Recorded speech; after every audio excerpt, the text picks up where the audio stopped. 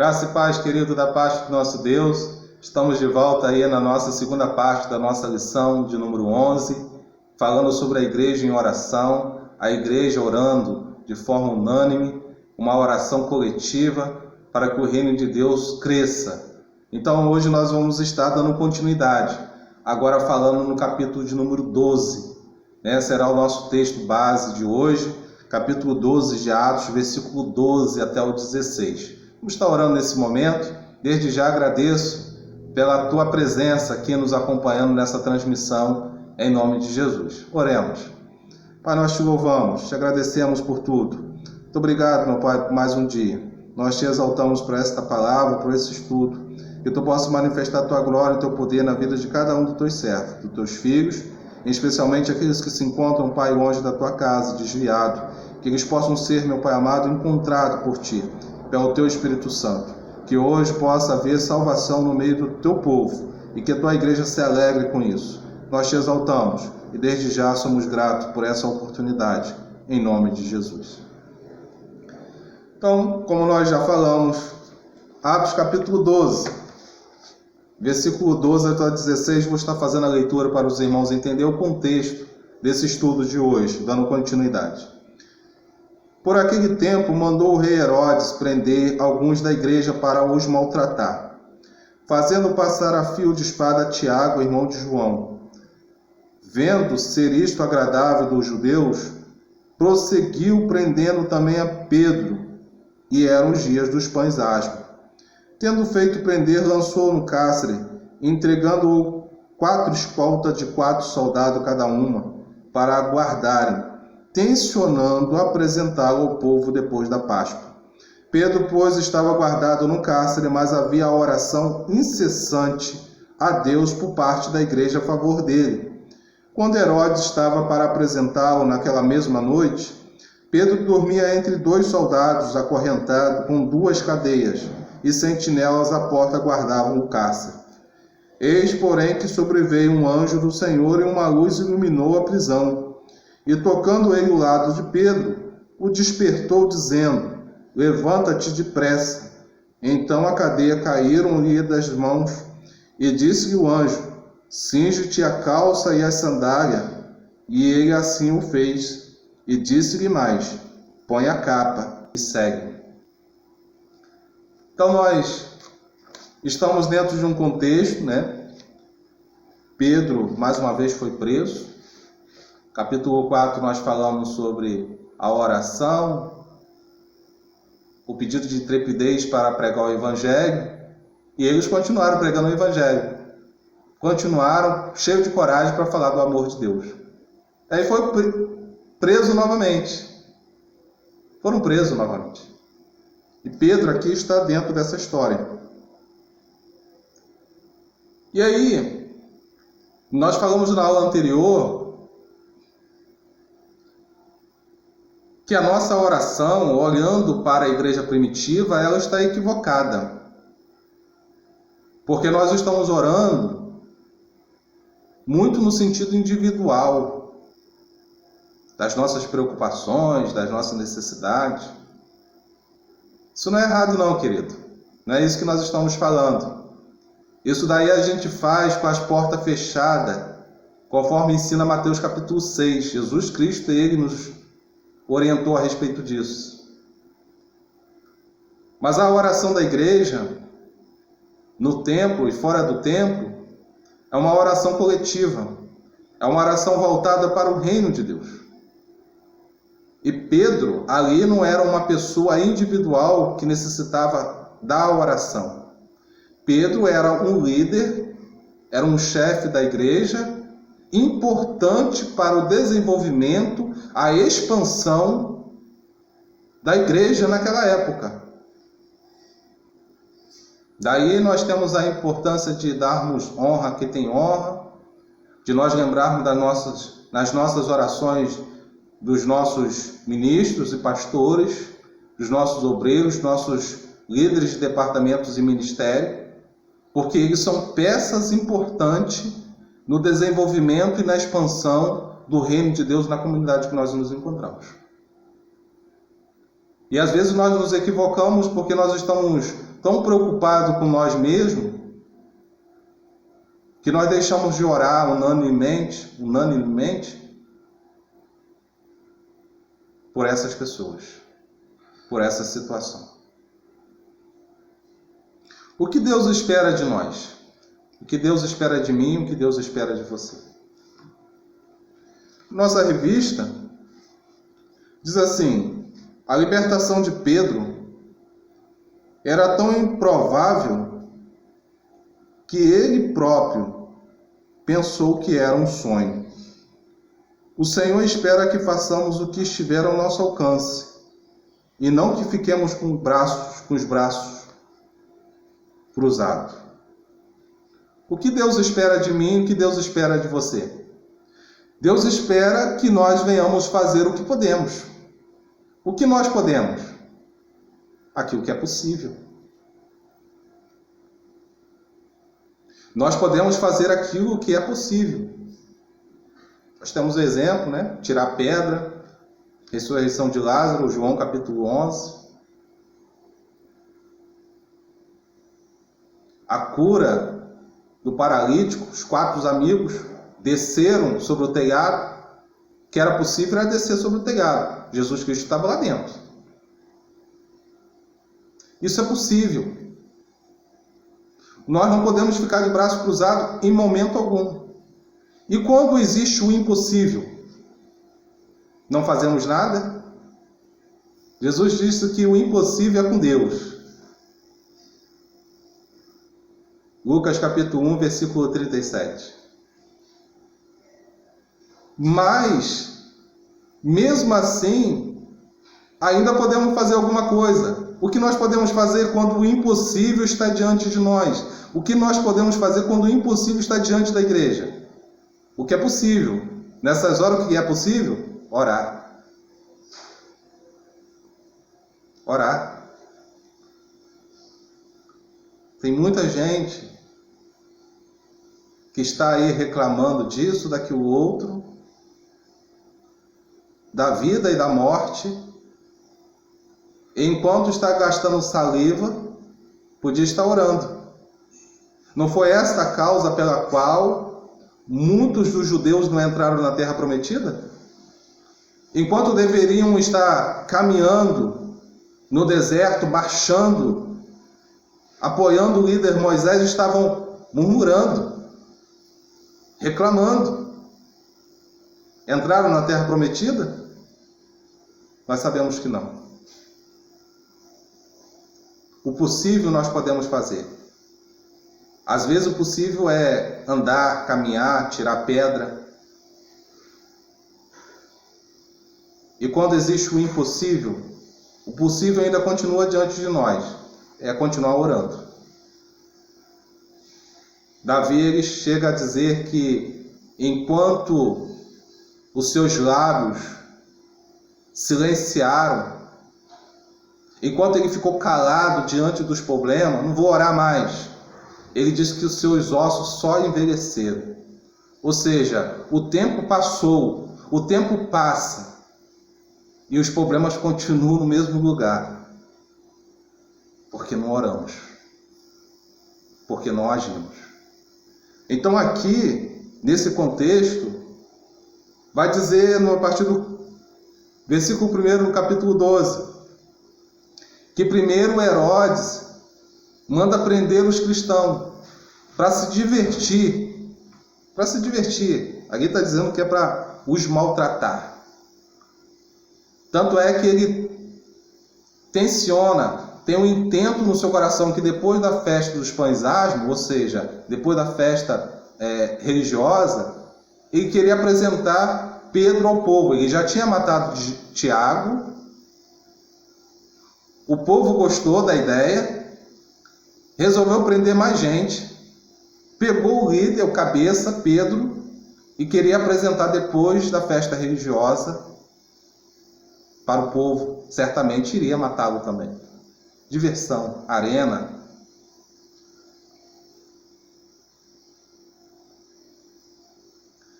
Mas vai dizer no versículo 12 que muita gente estava congregada, orando a favor de Pedro. Essa palavra congregada, no texto, quer dizer, estavam na igreja. A igreja funcionava nas casas, não existia um templo como existe nos dias de hoje. Então as pessoas estavam reunidas na igreja, numa casa, as portas fechadas, orando pela libertação de Pedro. Uma oração coletiva, um só propósito. O que nós podemos observar, fazemos um propósito de oração às 18 horas. Sabemos que muitas pessoas talvez estão no local de trabalho, ainda estão no trânsito, estão dirigindo, alguns estão chegando em casa. Mas se fosse a igreja primitiva, aonde que eles estivessem, estariam conectados à igreja que orava. Não é que a gente, às vezes, não tem como parar o carro. Às vezes não temos como deixar o trabalho, estamos no local de trabalho. Mas aqui na mente, no coração, nós estamos conectados às 18 horas, num só propósito. A igreja ora unânime. Aí o poder de Deus. O poder de Deus opera e o milagre acontece. Seguimos adiante, que na revista diz assim: há um princípio sobre a oração. Deus espera que nós façamos a nossa parte. Um velho provérbio diz assim: ora como se tudo dependesse de Deus, mas age como se tudo dependesse de ti. Deus o libertou da prisão, mas Pedro devia andar sozinho nas ruas e procurar refúgio. E Rode precisava abrir a porta para que ele entrasse. Aqui no versículo de número 12, diz assim: considerando ele a sua situação, Pedro resolveu ir à casa de Maria, mãe de João, onde muitas pessoas estavam congregadas e oravam. Quando ele bateu ao postigo do portão, veio uma criada chamada Rode ver quem era. Reconhecendo a voz de Pedro, tão alegre ficou que nem o fez entrar, mas voltou correndo para anunciar que Pedro estava junto do portão. Eles lhe disseram: está louca. Ela, porém, persistia em afirmar que assim era. Então disseram: é o seu anjo. Entretanto, Pedro continuava batendo. Então eles abriram e viram e ficaram atônitos. Então, depois da saída de Pedro da prisão, que o anjo o conduziu, diz o texto que o anjo desapareceu, mas Pedro tinha que fazer sua parte. Qual era? Procurar refúgio. Quando os soldados se levantassem, iriam atrás dele. Essa era a parte que cabia a Pedro. A igreja não podia invadir a prisão e tirar Pedro, o seu líder, de lá de dentro. Isso era impossível. Então eles faziam o quê? Oravam. Era a parte possível. E Deus operou o milagre e enviou o anjo para tirar Pedro daquele lugar. Às vezes você está com o enfermo na tua família e você não pode fazer nada, porque você não tem um remédio, você não é médico, você não é especialista, você não é o cirurgião que está precisando para fazer o procedimento. Isso é impossível para você, é impossível para nós como cidadãos comuns.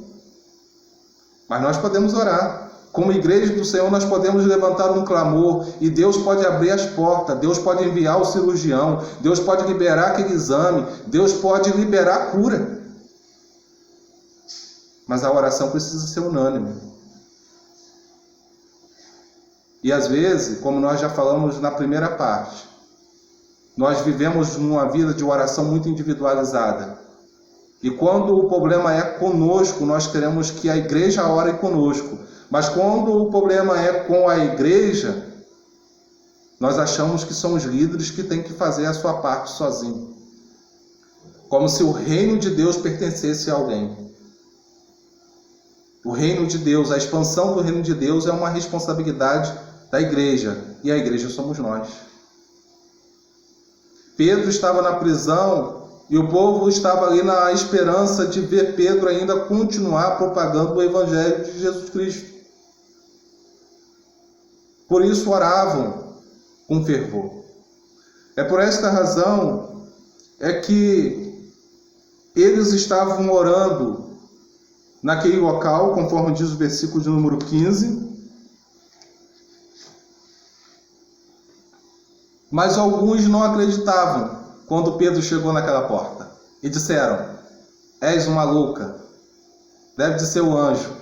Não é Pedro, Pedro está na prisão. Mas não estavam orando. Nós havíamos dito na parte número 1 do nosso estudo que iríamos falar sobre por que algumas pessoas vêem milagre e outras não vêem. Aqui está um exemplo disso.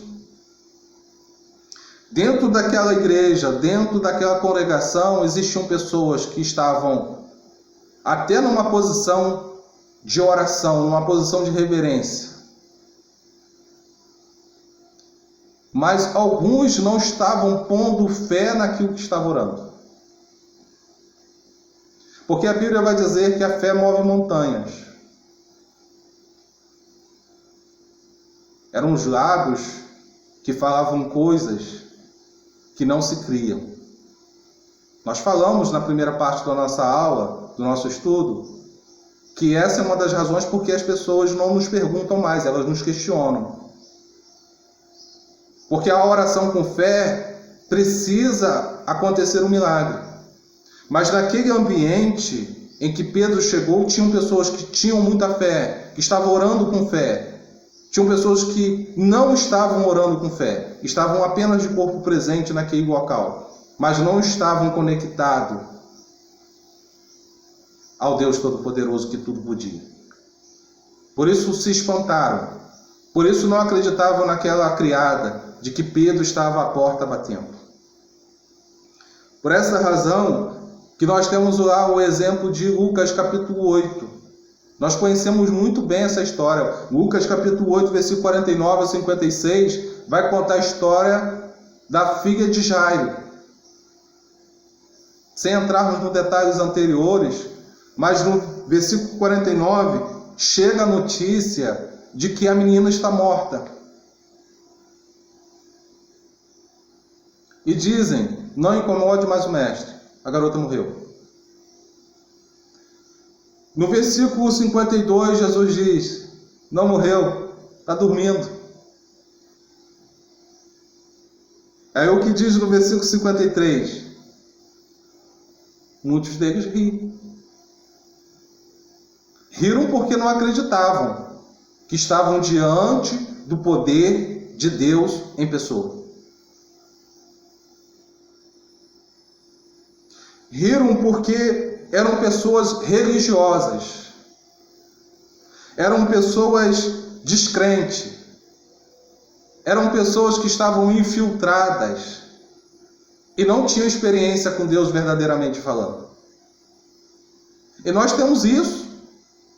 Jesus chega a dizer em uma dessas parábolas: deixa o joio crescer junto com o trigo. Quando chegar naquele dia será separado. E nós temos a ciranda do dia a dia. Quando vem as lutas, quando vem as provações, a gente vai observar que muitos não passam pelo teste. O agricultor, que faz a peneirada dos cereais, ele trabalha da seguinte forma, Ele joga as sementes, os cereais para cima, com a peneira, e aproveita o vento que sopra. Ele aproveita o vento que sopra, e o cereal que é mais pesado, ele sobe e desce na mesma posição. Mas a palha e a falsa semente, o vento carrega. Assim também é a igreja. Aqueles que realmente têm um compromisso com Deus, que vivem a presença de Deus, que estão orando, que têm fé, quando sopra o vento, e permanece firme. Mas aqueles que não estão firmes, o vento leva, os problemas levam, desemprego leva, divórcio leva, o acidente leva, a falta de dinheiro no bolso leva. Mas aqueles que estão firmes, pode estar desempregado, pode vir a dificuldade do casamento, pode perder os filhos, mas permanece firme. Permanece firme para receber a coroa da vida. E Jesus Cristo, ele chega naquele lugar e diz: a menina não está morta, ela está dormindo. E muitos ficam rindo, zombando, porque nunca experimentaram o poder de Deus. Nunca conseguiram viver a experiência do Espírito Santo operando nas suas próprias vidas. São pessoas questionáveis. No versículo 51 vai dizer que somente 5 pessoas vê o milagre acontecer. O pai, a mãe, Pedro, Tiago e João. Deus conhece o nosso coração. No reino de Deus não há espaço para curiosos. No reino de Deus não há espaço para observadores. Somente 5 pessoas vê o milagre acontecer. Somente 5 pessoas no versículo 54 vê Talita cumi. Menina, levanta. Os outros só de ouvir falar. É por isso que nós vamos ter hoje pessoas que só contam milagres dos outros. Não tem milagre para contar. Nós, como igreja do Senhor, precisamos contar os milagres. Deus está sempre pronto para nos ajudar. E para a gente encerrar esta aula, eu quero fechar aqui com a última parte. Deus responde à oração. Precisamos aprender que o Espírito Santo está pronto a ajudar-nos a tirar de toda e qualquer pedra de tropeço que o inimigo põe no nosso caminho. Eles oram e todos ficaram cheios do Espírito Santo e com intrepidez anunciavam a palavra de Deus. Atos 4:31.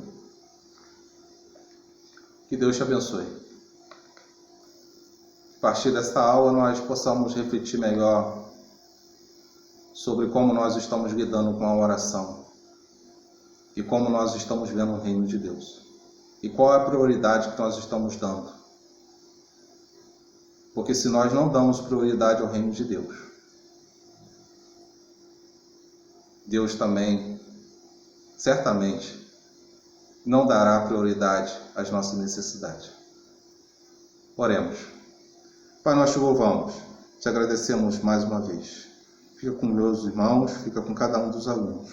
Opera no meio da tua igreja, trabalha no meio dos teus santos, e que nós possamos ver os milagres acontecerem nas nossas vidas, ainda hoje. Que nós possamos ver, meu Pai amado, a mãe, o pai, o filho, aqueles, meu Pai amado, que têm clamado por uma situação tão especial. Ver a tua presença acontecer em todos os momentos. Abençoa, meu Pai amado, os desviados, Pai, que eles possam ser alcançados. Aqueles que se desviaram por algum tipo de engano, que o Senhor possa ainda levantar nesse dia e acontecer aquilo que nós nos alegramos como milagre, a salvação. Nós te agradecemos, em nome de Jesus. Que Deus te abençoe. Te espero no Google Meet, às 19h30. Até mais.